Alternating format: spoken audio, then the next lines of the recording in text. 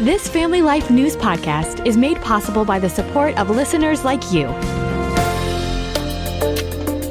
When Jesus was on earth, he was generous with his time and attention. He was available to fishermen who followed him and Pharisees who resisted him.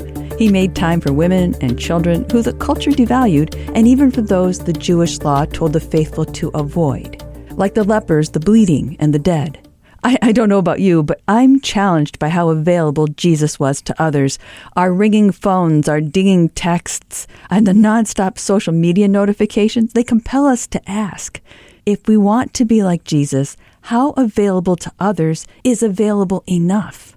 We'll be talking about that today here on Family Life's Inside Out, where we look at how God transforms his people from the inside out. I'm Martha Manikas Foster, and my guest today is speaker, teacher, and prolific writer Jen Pollock-Michel. Her January 2020 Christianity Today article, which inspired this conversation, is titled, Love Your Neighbor in the New Year, Answer Their Emails and Texts. Welcome back, Jen, to Inside Out. Thank you so much. It's great to be back with you. I hope so. So Jen, let's just begin with this kind of as the bottom line. How would you characterize Jesus' availability to others here on earth? It was like he was amazingly available, yet he would also put out the do not disturb sign, like when he left everybody behind, or tried to, so that he could pray. Yeah, I went back to that article and did cite in the article that there's a way in which Jesus moves through the world with an incredible amount of intentionality. He begins the day with quiet prayer. He withdraws to remote, isolated places. And sometimes we even have these gospel stories where the disciples are like, where are you? And the crowds are looking for you. Yeah. And don't you know that you're supposed to be on mission and you're supposed to be available? Right. And so we see from Jesus this intentionality of pulling away from the crowd and seeking the fellowship of his Father. And yet we also see Jesus giving himself over to the crowds, right? Where people are reaching to touch him. Mm-hmm. We have the time where he's going to, I think, heal the centurion's son, and the woman who has been bleeding for many years touches him, and he really takes the time to ask, who has touched me? And to interact in a very personal way. And so I marvel that there's just not a hard and fast rule with Jesus, except for the fact that, for sure, he pulls away from the crowd to seek the fellowship of the Father. I think that's foundational for Jesus in his ministry. Right. But I also think that we see him allow himself to be interrupted. And I think that's what challenges me. I think for many of us, pulling away is what we love. I don't know. Maybe I can only speak for myself. No, you speak for me too, so yes. Right? Yeah. Withdrawing from the needs of other people sometimes gets to cordon you off and preserve your sort of sense of convenience and, I'll take care of things in my own good time. Sure. And yet to see Jesus allow himself to be interrupted, to be demanded upon. People want things from him a lot.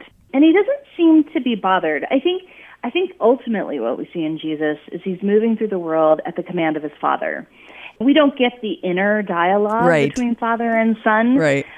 It's just that maintaining an openness and availability to do the Father's work. And then he says, my Father's always working. Right. This is a theme about how we would like to be able to be in charge of our own time. And you and I talked in 2024 about the isolation of the elders in our lives and how those of us who have had the privilege and responsibility of being the conduit of love and sometimes meals to the elderly need to be able to look at the things we've scheduled and drop them when called upon, But back to this, Jen, it was in January 2020 when Christianity Today published your article encouraging readers to engage with others, our neighbors, even if that means doing it by way of emails or texts. And then just weeks after the article published, COVID-19 arrives with all of its disengagement and all of its uncertainty, and more of us begin to use our phones and laptops as lifelines for communication and shopping, albeit all at a distance. So Jen, I want to ask, how effective do you find technology when it comes to being present with people? Does it really connect us to anyone? And has that changed, for better or for worse, Since your pre-pandemic article, Love Your Neighbor in the New Year, Answer Their Emails and Texts. I'm really actually glad to be able to sort of do this addendum, I guess, to that article, because so much has changed. And I think one of the things that we know with technology, people who are researching technological change, they are saying, it's coming at us fast and furiously. It's not just that we're adding kind of new devices, new tools, new capacities, technological capacities through our devices, but it's changing our experience of the world. And I think that's really what we're seeing with our devices, especially post-COVID. So we have, exactly as you mentioned, we have an opportunity now to live our lives from the inside of our house and never to actually see another person. Right. I mean, I can just speak for my husband. His company sold their actual physical building, and the entire workforce went remote. We had school remotely, right? Yeah. I feel like now that people have seen that you can do school online, a lot of graduate programs, a lot of universities are offering online, distance learning. And so our entire experience of the world has changed, and I don't think it's for the better. I think that what we've really seen is our capacities to connect physically with other people have diminished, and we are more afraid. I think we're more bothered, too. The thing that technology does for us, in a limited way, it does allow us to connect with people in ways that we might not otherwise be able to, right? I mean, even the technology of the car allows us to go visit people and the airplane, but of course, our phones allow us to message people and call people in distant places. And so that's a form of connection. But what I think is happening is it doesn't add to in-person connection, it replaces. And that's what's so difficult. It's almost as if now people say, well, I have an option to go join these friends for dinner, or I can Uber Eats a meal tonight, and then, I'll call somebody this weekend, or I'll FaceTime a friend. And so we imagine that these kind of digital connections can replace embodied connections, and they really don't. And that's what I worry about. I see it in myself. I see it in other people. I see the kind of real physical effort it takes to get out of your house, I work remotely. My husband no longer works remotely because he realized I can't do this. I don't want to do this. I want to be with people. I want to be in an office. But when you have so many things that you can just command to your house, to even leave for that church event. Or that community event. Things that you actually do want to do. But, maybe 7:30 at night, you're thinking, I don't know if I really want to do that. Do I really want to expend that effort? Right. So I guess a follow-up then is, would you title an article today that you're writing, Love Your Neighbor in the New Year, Answer Their Emails and Texts? Well, I guess I would say love your mother and answer their emails and texts. No, but I mean, in all seriousness, I do still feel that emails and texts are a direct form of communication with people that we love. I think what I would want to say in a clearer way now is, number one, to live as a Christian is to prayerfully discern who are the people in your life in this season that God has called you to love. And then make yourself available to those people. Make yourself radically available to those people. And then draw a line, build a wall. I mean, if you have to, definitely put doors in your wall. I think about even just how monasteries are built. And I've done a lot of work recently just to kind of look at the architecture of a monastery. There's usually a wall around a monastery. There are lots of doors, but the wall kind of encloses the work and the people to which God has called you and to whom God has called you. So I think a prayerful discernment about what relationships matter. How will I make myself available to those people? And then who am I going to kind of keep out or maybe keep a little bit more distant in order to have that availability for those people? Because we are human beings. We are limited in time and energy, and we cannot be available to all people. And so I guess to write that article today, I might spend a little bit more time thinking about who's my neighbor. Truly, I have physical neighbors. I have people that I live next door to. I want to be available to those people. I have a family. I have a church community. I have an extended family. I have now, as we talked about, I have my mother who I'm caring for, and then actually that circle of people that live in her building. Sure. Mm-hmm. I want to be available to them. But I can't be endlessly available to every person who, every stranger who reaches out to me on social media or even gets my email online somehow. Mm-hmm. And so I think that's where I would go today, 5 years later after that article. I'd spent a little bit more time with how do we prayerfully discern who is my neighbor.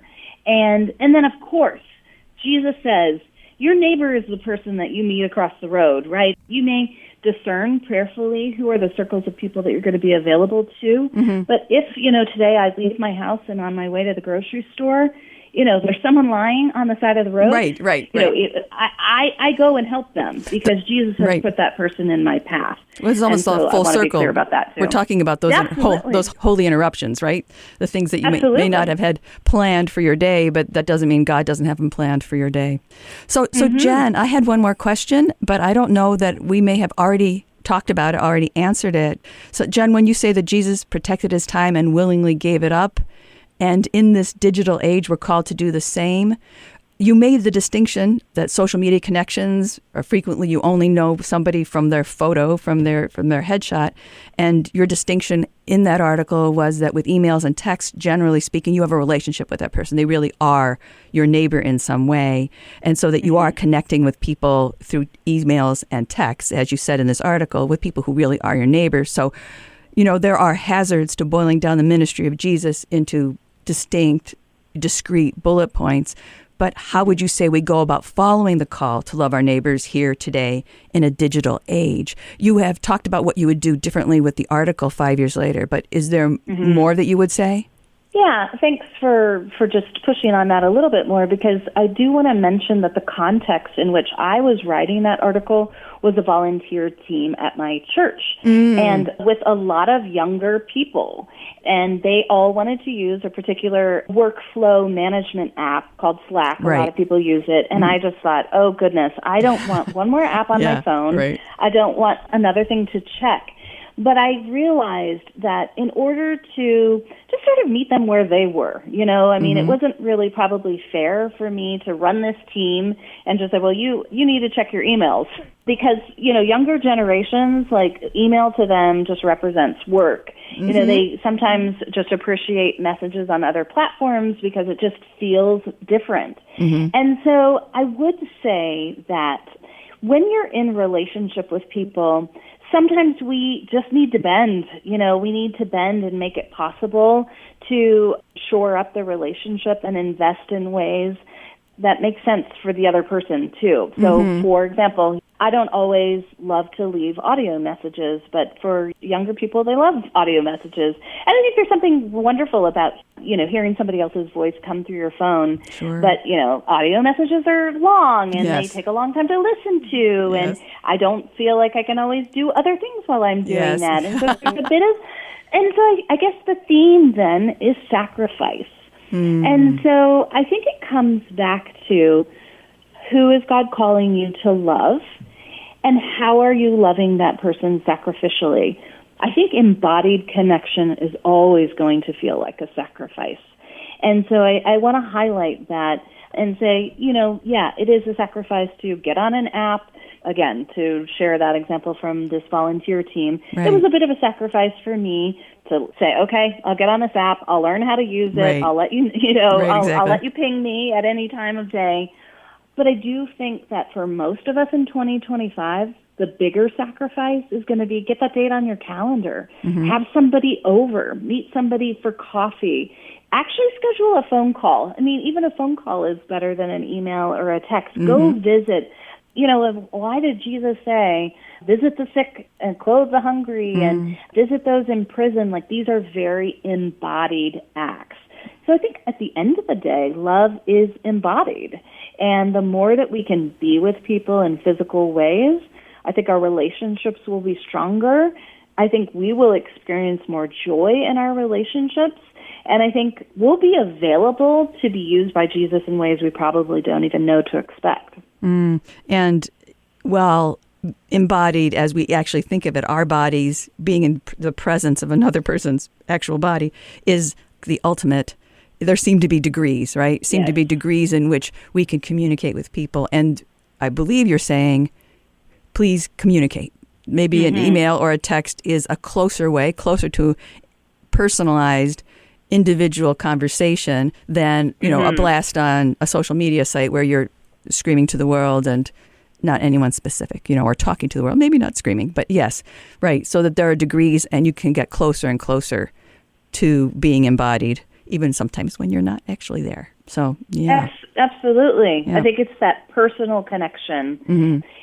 When you, as a named human being, you're interacting with somebody else, you know their name. Right. You're getting to know their story. Very different than, here's my Facebook status update. Right. And now you guys are all clued in to what's happening. Right. Exactly.